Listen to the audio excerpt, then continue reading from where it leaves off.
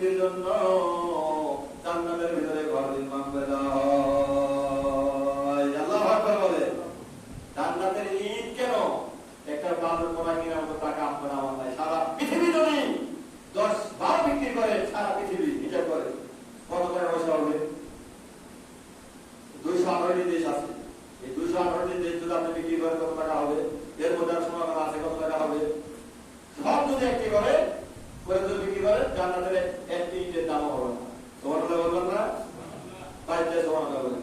অনেকের মুখই বন্ধ হয়ে আছে, মনে হচ্ছে আমার নাম বলতে সুবহানাল্লাহ। জান্নাতের একটা ইটের দাম হবে না।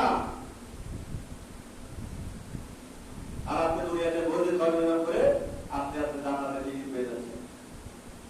তাহলে কত একটা সুসংবাদ। যারা ফজরের দিকে সুন্নত সালাত আদায় করেন না, তারা কত মোটা এখনো পর্যন্ত রয়েছে। আল্লাহ রাসূল বলেছেন বুখারী হাদিস, যারা ফজরের দিকে সুন্নত সালাত আদায় করে পৃথিবীর মধ্যে যা কিছু রয়েছে তার থেকে ফজরের দিকে সুন্নত সালাত উত্তম। সুবহানাল্লাহ বলে। 2 রাকাত সুন্নত সালাত, 17 রাকাত ফরজ, অনেকে জানে না 17 রাকাত ফরজ সালাত আর এই 12 রাকাত আপনার সুন্নত সালাত। যদি কোনো আল্লাহর বান্দা এই 12 রাকাত সুন্নত সালাত নিয়মমাফিক করে পড়তে পারে, জান্নাতের ভিতরে